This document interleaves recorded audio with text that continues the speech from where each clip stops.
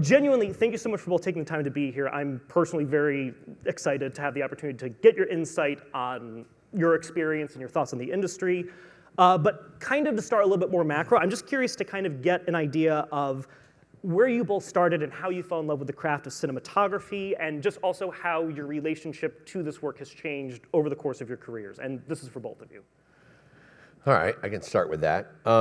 So my inspiration of picking up a camera and all this kind of stuff that you hear, oh, you know, when I was young, I was a photographer, and oh, it inspired my dad showed it to me, whatever. No, none of that. I grew up on a farm in upstate New York. I was, you know, plowing fields, harvesting grain, you know, driving the grain trucks to the market, and I knew how to drive 10 tons and 40 footers. So I started out as a grip truck driver. And I went to school for film, but I came out thinking I was going to be a producer. So I kind of hated lighting and cinematography. I was like, I knew that I could get convince anyone to do anything, and I was really good with money. So I thought, okay, producer. And I kind of walked the streets of Boston. My mom got me a nice 3-piece suit, and I walked there, and I just saw every door just slam in my face. You know, no experience, no experience, no experience. So I was like, all right, well, I'll go back to my grip house that I had an internship on, and that's how it started. And then everything for me has been like an aha moment, like a spark. So it wasn't that I picked up photography and started composing and all this kind of stuff. I came to Hollywood, and I worked on a low-budget horror film that was called Phantasm 2. And Wait. Oh yeah, the Phantasm story is insane, right? It's a cult classic, that film. So I was working on 2, and the tagline was, "This summer, the ball is back." Absolutely it was. And yeah, so I was a grip truck driver on that, and I learned so many things really about all filmmaking right then and there. I was running stuff in, I was, you know, had to pack the truck every night. I was doing, let's see, I had 18-hour day, 6-day week for $350 a week. That was I think it was like 70 cents an hour or something I was getting paid. But that was kind of my start. And through that, it evolved into so many things. Like all of a sudden, me being able to, you know, be a pitcher, because I pitched in college and in Little League, farm team, all that stuff. Well, there was the ball. This summer's the ball is back, right? So the ball had to fly through the air, and there was a special effects team that would fire it on this little like spring-loaded gun down a piano wire, and it'd go, and it would just stop. And then they try it again and again and again. The producer's like, what the hell's going on? This is bullshit, and you know, all this. And I go, you know, I used to pitch. So if you want the ball to fly by the camera and go around the corner, well, that's my right-handed curveball. If you wanted to go around the other, that's a rising fastball. So I started chucking the ball. And that's, you know, and, you know, of course, they hand me all these balls that are not, they're chrome and they're plastic. They're not like a real baseball. So, you know, I go out, I warm up, you know, with the team with a baseball and a glove, because I always had that, and I'm warming up there so I don't throw my arm out. And then I get on set, and the first one I throw just shatters off the wall. You know, it's boosh, and the producer's like, "That thing is $400." And I'm like, "Come on, you know, it got out of my hand there. Give me a couple of minutes here to understand," because it was like throwing a wiffle ball. So finally, I started doing it, and then Darren Okada was the cameraman, and he was president of the ASC and such a wonderful guy. And he's like, "Damn, Shane, this is looking really good." So, sorry, long story. So there was a moment where I get on the radio, "Yo, Shane, bring in an 18x24 flag down to the crematorium set." So I'm like, okay, shit, Terry needs that flag fast. So I get it out of the truck and I'm running it down. And as I'm coming down the stairs, the best boy electric who had just graduated from USC in their cinematography program stops me on the stairs. And he goes, "Shane, would you be scared?" And I go, "What are you talking about, Brian?" He goes, "He's lit every nook and cranny. There's no shadow." And it was like, pang. From that point on, all I looked at was light. And I went from a grip truck driver to shooting Come As You Are for Nirvana in 1991. So that was 88 to 3 years, basically. So that was the spark. And that's what kind of ignited my career. And then I was into music videos and commercials and then features. Sorry about the long answer. I immediately want to ditch all of my questions and just ask you everything about Phantasm too. No idea. That is so interesting. But Oren, what about you? I also want to ask about Phantasm too. I was a kid who got handed a camera when I was really young, but basically, yeah, I was like a movies kid. I was, when I was 4 years old, like watching Star Wars and Indiana Jones and Back to the Future, and just like obsessed with Amblin and Spielberg and Star Wars and all of those. And in middle school, I had that kind of click moment of, oh, I don't have to just watch these, you can actually make them. And so my friends and I started making little movies with like my dad's camcorder. And this is going to sound insane to anybody under the age of 30, but the technology at the time is not what it is today. So, these camcorders, this was shooting on like tape, and we didn't have editing. We didn't have a computer to edit on. So we were shooting like parodies of movies of the time, like recreating scenes from The Matrix with like stuffed animals or with my little brother and stuff like that. And actually my friend recently said he found the mini DV tapes. I am dying to get my hands on them. But we would edit in camera. So you would like shoot a shot and then cut and then shoot the reverse shot, cut, go back, shoot the next shot, cut, so that you could then rewind the tape and then watch it and it would play as one sequence because we couldn't edit like on a computer. But that's how we were learning, like how to edit a sequence and how to do a shot reverse shot. And I had no concept of lighting, no concept of barely framing, no concept of lensing, because these were all fixed lens cameras. I remember being very frustrated that these little videos didn't look like movies. And I couldn't make the connection, like, why does this shitty camcorder not look like cinema? Like, I didn't understand. Cinematic. Yeah, I didn't get it. And then of course later, I was like, oh, it's because it's a, shitty like CCD chip, 480 low-res mini DV camera. And 7 stops of latitude. Yeah, exactly. And this is 35 millimeter film with a cinema lens, but I didn't know that at the time. I was 13. Yeah, it was basically one thing led to another, and then, it was just like that. I just got bit by the bug. And, one film school later, just a few blocks down at NYU Tisch, and one flight to LA after that. And we're just working professionally in the film industry and shooting movies. Yeah, that was it. That's awesome. And I'm curious how many people in the crowd can empathize with that as well. Like, I also remember having that disconnect between, like, why does this not look like this, and the slow education of, 24 frames per second is why that looks filmic, that's actually lit properly. So, but you actually kind of touched on my next question, which was kind of tangentially about gear, and just whether or not the sort of philosophy behind what you're shooting matters more than the gear, or if they're kind of equal. But do you think that access to more gear unlocks more creativity, or do you think it can become a distraction? Like, do you think the constraints, even when you were just getting started, were helpful, or do you think you reach a point of diminishing returns? And this is for both of you. Yeah. I think they are distractions. Like, I love simplicity in gear. And there's so much now. There's so many lenses, there's so many tools, and it's great to have options. And if you just walk outside here, downstairs to the floor, it's like a cornucopia. Sensory overload. Yeah, exactly. And it is overload. It's like there's a lot.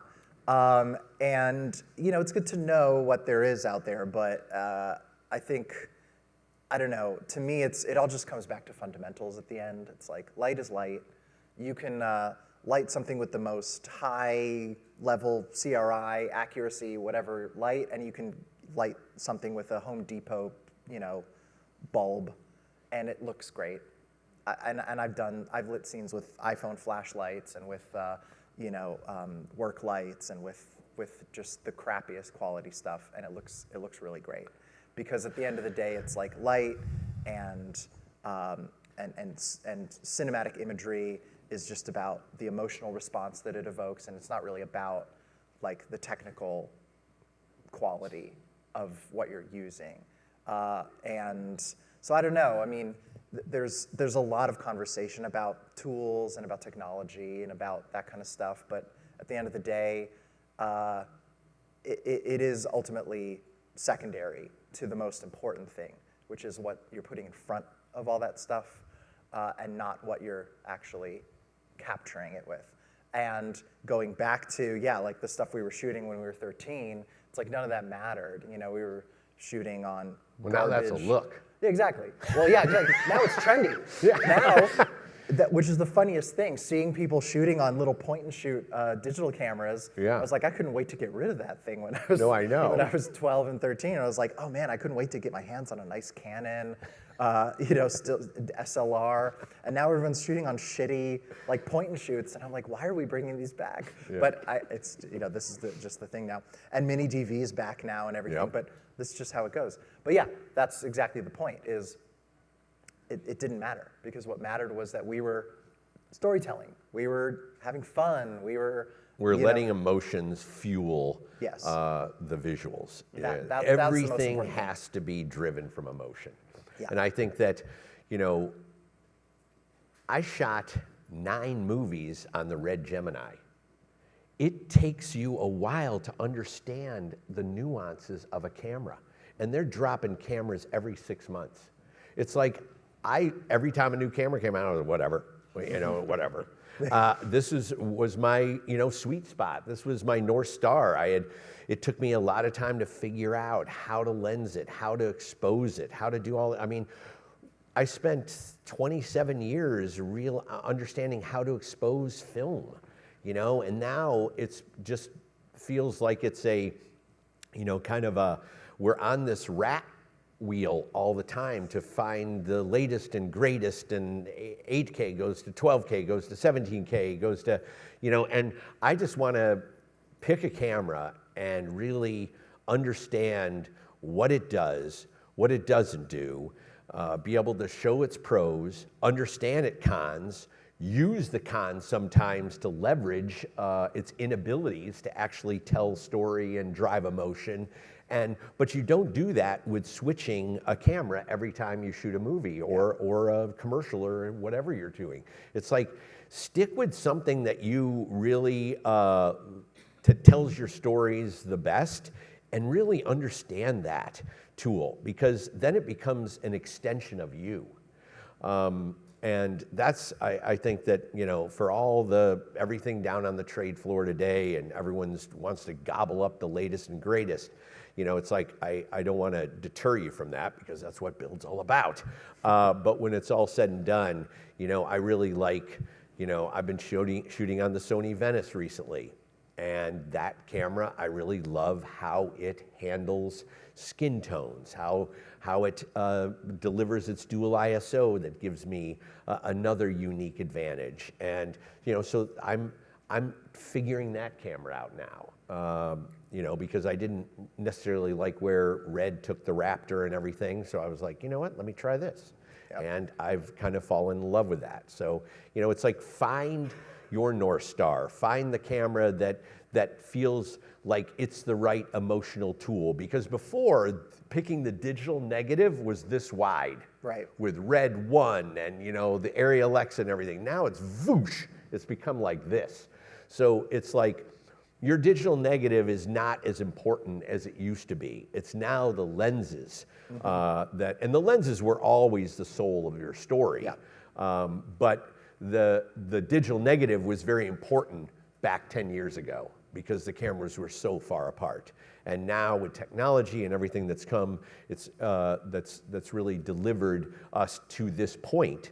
I think it's whatever you feel the most comfortable with, and just throw gasoline on that and make that your passion to deliver your imagery and tell your emotional stories. Yeah, and I think that's what's nice about, what's down on the trade floor, is that there are so many options. Like, you can really find what you like and what you're comfortable Exactly. with. And the fact that there are so many lenses and everything is like, we're no longer limited by 5 options. There's like 100 options, and there's different looks and different flavors for what you might like. And different price points. And you different got the price points, $40,000 lens all the way down to Yeah. $500-600. Yeah. And that $500-600 might be great for a specific look. Right. Or to tell exactly the stories that you want to tell. But I think that it's really gravitating towards the stuff that you feel is. And get comfortable with the tool, because that way you can be uncomfortable with your storytelling. Yeah. Because if you're, and I lived my whole life as uncomfortable, right? It's like every time I'm trying to do something different, something that flips the apple cart upside down, and every movie I try to light differently, so there's all that uncomfortableness. You don't want the brick and mortar of your negative to be also what you're uncomfortable with. So you gotta, at least in my advice, Act of Valor was exactly the opposite of that. I basically, that was a whole, like, uncomfortable from camera all the way to the end, right? But now I'm feeling that, hey, I want to know my camera. I really want that to be the brick and mortar and the lens, and then make my uncomfortability is the emotion and how we're telling the story and what we're using to accent and immerse you as an audience. Yeah. So don't be afraid to commit to a camera. Exactly. No, I think that's come on, it's like there's so many options, but Jesus, pick one. All right, so you have both made your thoughts on that very clear, but I am still curious, and Shane, you may have answered this already, but I'm curious, was there, over the course of your career, one piece of filmmaking technology that really did change your creative process? Oh, absolutely. The gimbal changed everything, completely. Because never before were you able to move a camera in that way. It was handheld, it could be immersive, you could immediately turn it into a remote head. The gimbal does 99 things, the Steadicam does 10, right? So it's like, those are just your kind of, the way you want to roll out. It's like the Steadicam is an amazing device, but it has its limit. It can't go 4 inches off the ground and 9.5 feet in the air all in one shot, So they came out with the Trinity. All right, so we're going to get low and we're going to get high. Awesome. But for me, it's like you can't turn that into a remote head. So on a lot of movies, you can't afford to have a remote head tech and all this stuff. So the Ronin or the Movi, whatever is your gimbal of choice, becomes that remote head. And then once they started to, I did my first film, Fathers and Daughters, where there was no wheels for it. So I called up Hot Gears and I had them do an analog to digital writing. And it had almost a second delay. So my operator had to stop tilting before he had to stop tilting and pan before he had to pan, right? So you think about what that is for an operator is like, he was just absolutely frustrated as hell, but he knew that this was definitely the future and where it was going to propel us on how we were going to move the camera. So I would say the gimbal was it for me. What was it for you? I would say the Easy Rig. Oh, nice. Yeah. Because handheld is such a powerful filmmaking tool, and the limit of having it be on your shoulder is, and the fact that the Easy Rig, which I use on pretty much every shoot, that it opens up having that handheld look at any height. Yep. It like just changes everything, and it seems so simple. Like, you're right. The gimbal does 99 things. The Easy Rig does one thing, it allows you to do handheld at a different height. But like that alone, because of how ubiquitous handheld is to me, I use it on everything. So that I think just changed. Like I could track, because I remember when it came out. I mean, I was in film school, and I just remember when that thing showed up. It was like, oh, whoa, this is something. And then there's all these attachments and things that made it better, how to attach it to the camera and this, and as you kind of watch the evolution of that and how they made it even better and better and better, that was really cool to see. Yeah, that was the first one that came to mind. And that Chris Hare came out with that weird mantis ring. Yeah, it keeps right? getting better. There's more and more. There's so many things now that now it's got this whole suspension system where you can go up and down and it low stabilizes, angles and yeah. I mean that handheld, you're absolutely right, is so powerful, and you know it's a way to also degrees of handheld with that device, right? Exactly. You can make it more rigid and a little smoother, and then you can make it more messy, you know, so it's cool. It's great. Now, those are obviously great innovations. I have used them myself. But in terms of kind of more recent looming innovations, I feel like the four-letter word, not only in this industry, but in many industries, is AI, which is a two-letter word, actually. But Oren, I'm curious, how do you as a cinematographer balance kind of the more timeless filmmaking and cinematography principles with newer innovations like virtual production or AI? How do you thread that needle? The A word. Yes. But we can say that one. Look, I'll be honest, I have not really encountered AI much in my workflows yet. Other than in the script of the creator. Well, yes, other than from a storytelling standpoint, yes. Sure. But that's timeless. Yeah, I mean, you know, sentient robots is like, you know, that goes back to, that's like classic storytelling. Tales old as time. But exactly. But in terms of workflows, I mean, it's like it's starting to show up in storyboards and pitch decks and things like that, like kind of pretty nibbling at the edges kind of stuff. But I think at the end of the day, I think it's pretty obvious and intuitive to anybody who sees this technology coming that the human element in the creation of any art, and this is like kind of a broader thing. As filmmakers, you know, I can speak on this from a filmmaker standpoint, but I would, you know, you could have a musician sitting here, or a painter, or a photographer, or anybody, and they would say the same thing. The act of the creation of art is innately human. It's an act of human expression, right? And so that element will always need to be present in order for it to be artistic expression.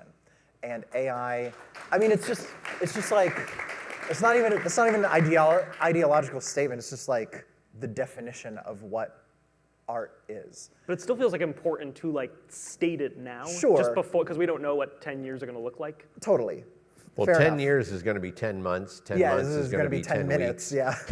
10 weeks is going to be 10 minutes. But now that said, it's also obvious that like AI as a tool, which by the way now is a buzzword, but like machine learning has already been integrated into workflows for like the last 20 years, especially in visual effects. Oh, absolutely. And in really great and like useful, incredibly powerful ways, and will continue to do so.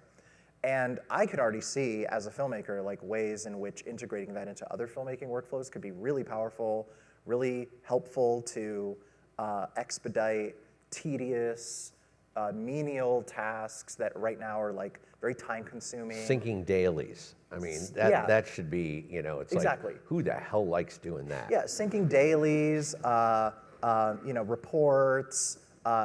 Honestly, this is one that I've been saying for a while now. Like, this might be controversial, but shooting inserts, like, there's a lot of production resources that go into filming this. The hand grabbing the mug. The hand grabbing the mug. That even right now, you could probably use certain workflows that involve, like, you know, taking photogrammetry of a prop and, you know, filming a reference shot of somebody grabbing a mug one time and then feeding it into a model that is, not one of these ones that stole data from everybody, but like a bespoke model. That Yeah, Adobe right now has a Premiere Pro thing where it does that insert stuff. Exactly. It can extend a shot longer, so like up to 10 seconds or something Totally. like that, which is hugely helpful. Yes.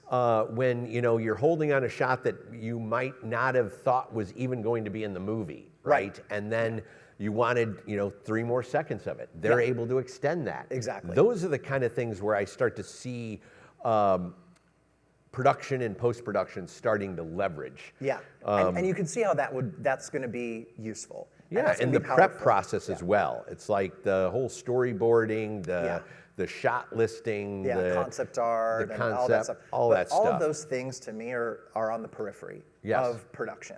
The core of production is, if you really boil it down, it's framing up a shot of an actor emoting, right? Like when you really get down to it. Yes. And that can't change. It just won't. It can't. You can't replicate that. And so I think just that fundamental doesn't change. And that's really, and it's the same with virtual production, because at the end of the day, whether you're framing an actor emoting in front of a green screen, a real set, a virtual wall, it's like that part of it is the same. Even if you're doing it in a virtual space, like even if you're filming a virtual actor in a virtual environment, emoting, and then that actor's emotion is being translated into a CG character, you're still capturing that like fundamental thing. And all the brick and mortar, the tools of lighting and lensing and everything are all It's still all the same. Yeah. Even if it's in a virtual world, it's the same. Something has to anchor it, in other words, like to Yes. even build around it. Yes, which is this. Yes. It's the eye of a person seeing something and envisioning a world, a shot, an image, a light, a face, an emotion. Like that core thing doesn't change, and it won't. And that's just all there is. Like even with all this technology, that part of it doesn't change. We're gonna start being much more efficient. We're gonna start to leverage these in prep and stuff like that. You're already seeing, I'm starting to use, this wasn't an AI thing, just Google Earth. Google Earth enables me to scout. I don't even have to scout sometimes in locations. I could just drop my little guy down on the street and say, oh yeah, it's really good, and let's go there. But yeah, I think that the whole, I think what you're seeing right now with kind of the contraction that's happening within the studio system is they are trying to figure out the AI element. They're going to start to put together protocols and etiquette of how we start to prep differently as well.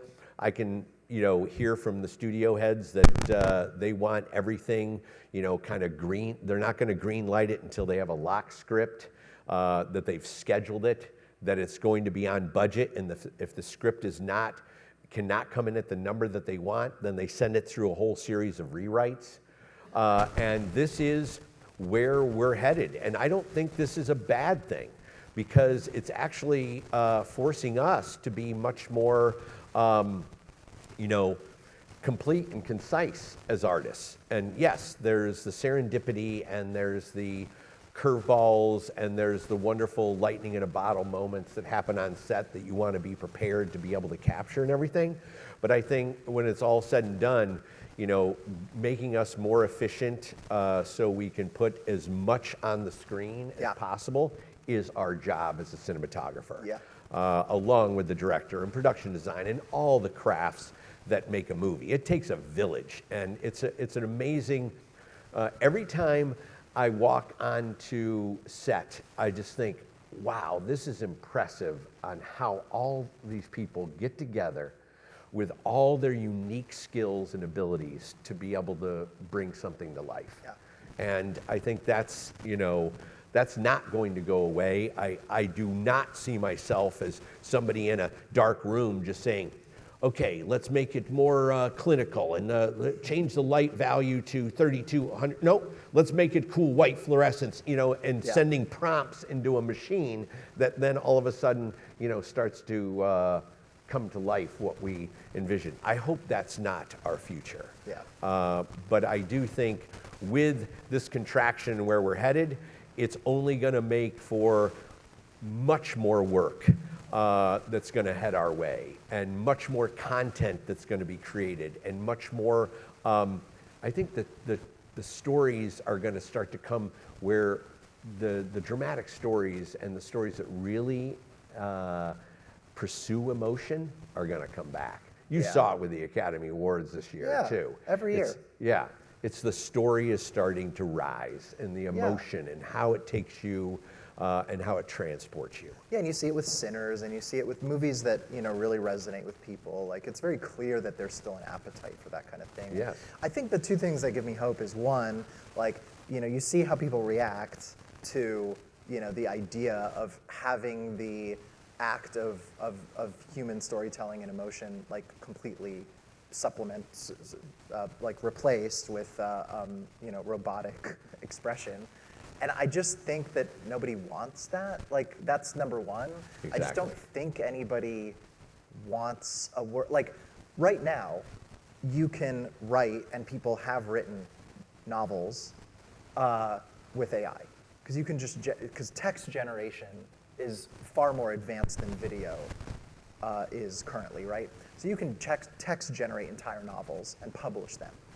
Okay, so why are text-generated novels not at the top of the New York Times bestseller list? Right, because it doesn't have any heart. Because nobody wants to read them, right?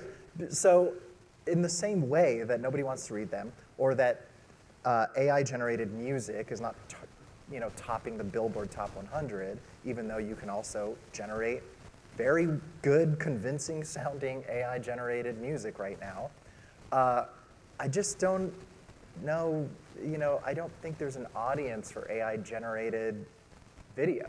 Or Yeah. Like, movies. even if it's technically good, do people even have an interest in it if the human element from it is like completely divorced because from it's the... Exactly. it's the Incredibles thing. It's like if everybody's special, nobody is. Yeah. It's like if you can generate an infinite amount of movies that are all like at X level of quality, then none of them are special. Nothing stands out. So you lose an audience, you lose the gems. Like, you lose the capability for something to, like Sinners or something, to come out and be like, oh, whoa, this is different, this is special, this is amazing.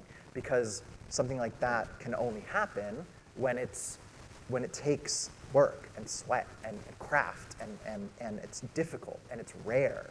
And right now, that's what happens in film. Like, there's only a handful of movies that are really great. And that's because it's hard. It's just hard to make really good movies. And so that's why they're special. That's why people appreciate when something really good comes along, or TV. And so I just don't think there's an audience for it. And then the other thing is, the other side of it is from the filmmaker side. I just don't think anybody wants to make things that way. Like you were saying, Shane, like, I don't think anybody wants to sit in a room and type into a computer. I know. So, and ultimately we Who wants to do that? Like, ultimately we decide, right? Like, directors, everybody sitting in this room, filmmakers, are gonna be the ones, and like the next generation of filmmakers are gonna be the ones coming into the industry and being like, okay, well, we really decide how we wanna make movies. And I just don't think anybody wants to make a movie that way. Not fully. Again, like on the edges, on the periphery, things here and there that are going to save resources and save money, 100%. And again, I think that in certain cases that's a good thing, because it will save resources to be able to put towards the important things. Yeah, exactly. More, yeah. hey, maybe leverage 2 more days of shooting so you can get better Exactly. performance, or Yes. get a location that you couldn't afford. This is the 100%. stuff that's putting it on the screen, Yes, right? exactly. And that's where you want to leverage AI. You want to leverage AI for efficiency, for pre-visualization, of you coming up with a concept with the director and production designer and the team, and then seeing if it's actually going to work. Yeah. Because a lot of times it's an absolute fail, and it's Yeah. like. And sometimes you have to learn from that, and that's expended tons of resources. I mean, I remember just on Need for Speed, the stunt practicing Yes. of the cars and this. I mean, you start to take that out of the equation as well, because obviously a stunt person has to practice, but I don't know where I don't know where the hell I'm going with this, other than that there's ways that, I mean, I know the expense of just on Need for Speed, it was $4 million just for them to practice, right? That's a lot of money. That's not, I mean, it's going on the screen because now they know how to practice, so when we shoot, it actually works. But, you know, it's a lot of resources that, you know, every time I walk into the base camp and I see the trailers and the parking and the this and the that and all these things, and I'm asking, so how much is it costing us to park our company today? Oh, it's only $127,000. Yeah. I'm like, you mean for one day? Yeah. Yes. Yeah, exactly. Yeah, on The Creator, it was the same thing, and Gareth had this thing where... Oh, you had a whole way where you just shrank the crew, right? Exactly, but this was the thing, is we made the movie for $80 million, and but even then, like, there's days where obviously the thing has very big scope, right? And then there's days where you're shooting two people talking in a room. And when you're shooting two people talking in a room, like there's days where we're shooting the characters on a boat, and we're like out on the water in the bay. And so we're out there on the boat with 10 people. You know, we shrink the crew down to 10 people. We go out on the boat for the whole day. And in the morning, we get to set, and we walk through the base camp. And again, it's the same thing. There's like 50 trucks. There's hundreds of people. We walk past all of them to go to the boat and get on with 5 actors and 10 crew, and then go out for the day. And all the 50 trucks and all the people like stay on the shore, and we walk past them. Everybody, we leave them all behind. They all sit there for the day. And every morning that we did that, Gareth was like, why are we doing this? You know, Mick G says the same thing. We're It's walking like, what past is them going on? and leaving them behind. And he's right, because, you know, we made the movie for $80 million, and then, you know, we come back, and at the end of the process, you're like, maybe one day you could make this movie for $50 million, because you could shrink it down even more. So maybe at some point we'll get to that day. No, I mean, I remember shooting Act of Valor after coming off of Terminator Salvation, where I had 295 people just in my camera, grip, and electric department. Yeah. And then went to Act of Valor, where we shot it with just 10 people. Yeah. That was a huge culture shock, right? But it brought the roots of filmmaking back. Right. You know, it wasn't all the trailers and all the garb and everything. It was just, you know, me and a camera. And it was so awe-inspiring to shoot that movie after doing Terminator Salvation, because it really just brought me back to my roots of just grabbing a camera and just saying, okay, let's shoot. And I was, you know, I was the key grip, I was the gaffer, I was the best boy electric, I was the camera operator, I was the DP, and I was also the travel coordinator. All right, so on that movie, I was the travel coordinator for everywhere we flew, and also for all the hotels. And we flew around the world twice, because we had to go on training missions all over the world, and we wrote a narrative story around it. And, you know, hey, if I'm going around the world, I want to be staying at rocket places. So I said, I got the production, you know, the travel coordinator. Right, I'm the travel, yeah. I got it. When we landed at Kyiv, I had us at the Intercontinental, and we all had the top, and each room had its own elevator that took it directly down to the spa. Now that's how you roll out. Amazing. Everyone take notes on that one. We are running out of time, but I do want to leave a little time for Q&A. But for just kind of one last lingering question to leave people on, obviously there's so many resources now available for, I'm sure, people in this audience who are like looking to learn, but there's also a lot of noise. Other than Filmmakers Academy, of course, for resources for people, for maybe DPs out here who are looking to get started or maybe progress their career, what advice do both of you have, whether it's just like moves to make or resources that they should be utilizing? What do you think? You start. Well, I can say Filmmakers Academy. Yeah, I mean, there's really, this is what's different from when I came up. Is, you know, I was making little mini DV videos with my friends, and we had nothing. I mean, we had books, if anyone remembers those. But YouTube didn't exist. Exactly. When I was a kid. So, it's just like an infinite resource. And you have to be careful.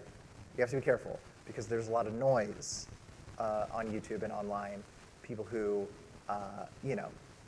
talk a lot but aren't really saying anything. But there's just incredible resources, video essayists, educators, like people who do breakdowns.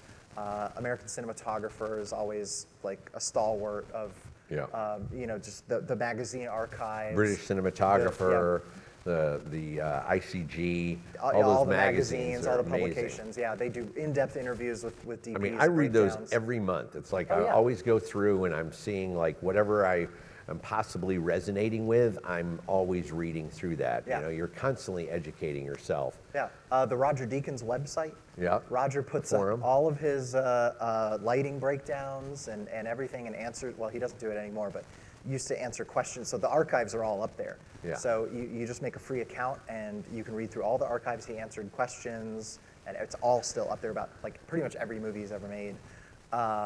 There's still a ton of resources online, and there's also still the books that I read when I was coming up. There's like really great books, interviews with cinematographers. There's one called Cinematography by Blaine Brown. There's New Cinematographers. That was a great one. There's the Cinematographer Manual. Yep. Classic. There's really so many. And then, but the best one is just going out there and shooting. I mean, that's really the best one. I mean, here's the thing. Picking up a camera and, you have a Yes. cinema camera in your pocket. Step into excellence and just start shooting. Yeah. Right? It's like this is here. It's right Yes. here. It's like and I think that, master your craft. Don't say, all right, I'm a DP. Figure out what it's like to set a C-stand, run cable, do everything, because then you're going to really fill out yourself as an artist.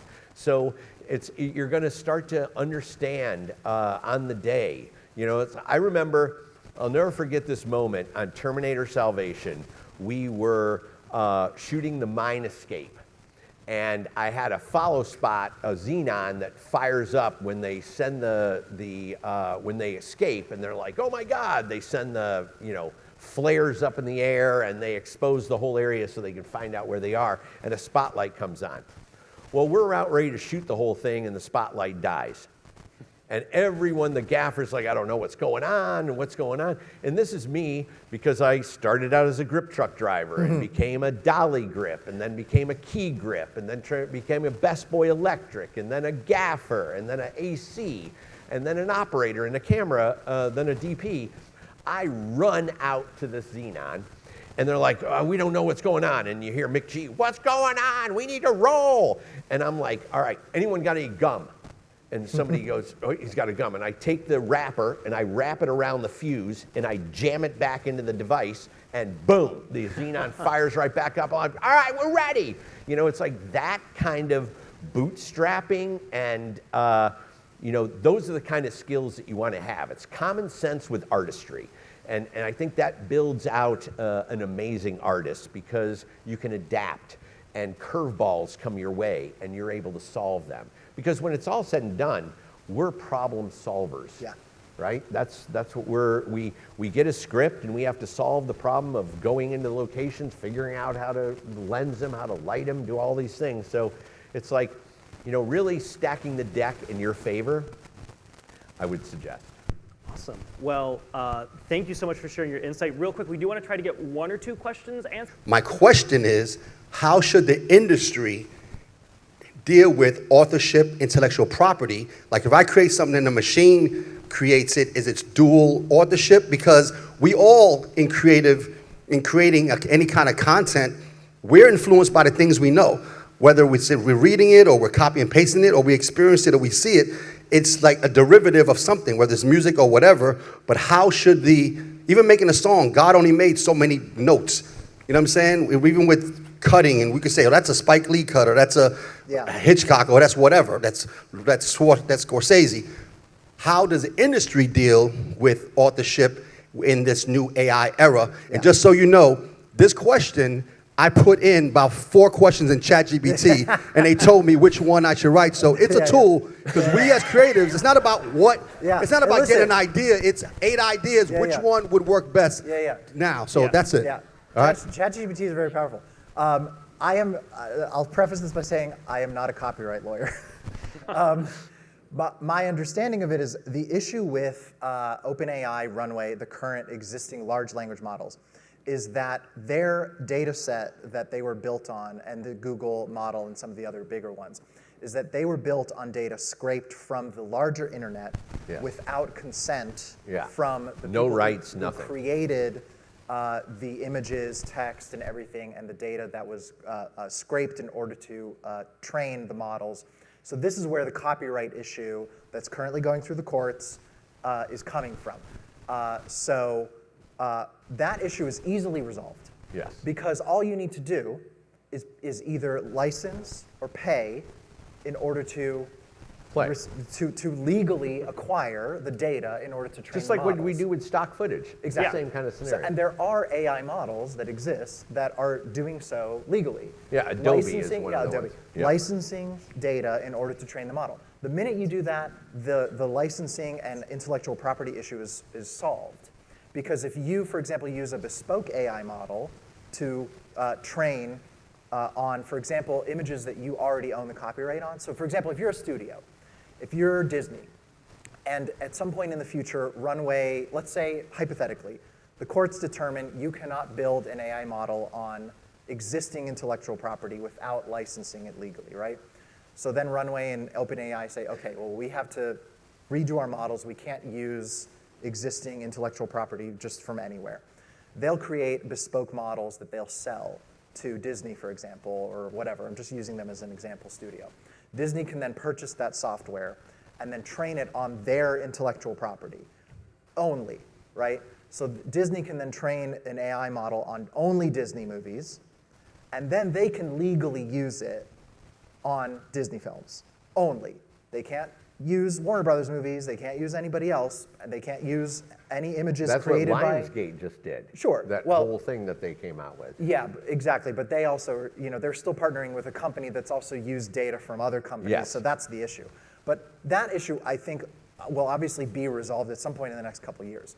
So all that to say, at some point this will be resolved. And I think the reason studios are hesitant right now is because they don't want to get into any legal morass that at some point is going to come back and say... And then it's going to be strikes all over again, Exactly. and people saying they're not getting their rights, and then they're not being paid correctly, and then we don't want another one of those. That Right. It almost literally crippled the industry. But there is a company, I can't remember the name, Natasha Leone's involved and this other guy, but you probably know, but that they started a company that is, they have a bespoke AI model that is doing like legally licensed footage and bespoke training. I can't remember the name of it, but that's their whole thing. So they exist. It's just smaller companies, just But I these think major ones that are causing the To issue. get to your core is if you're speaking prompts into a machine that's then generating these images, they're going to be yours.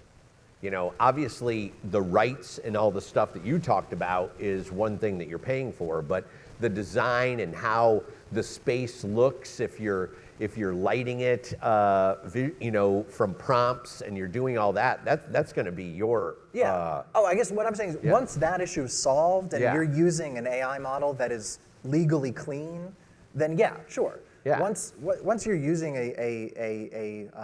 whatever you want to call it, a morally legal AI model, then yeah, absolutely.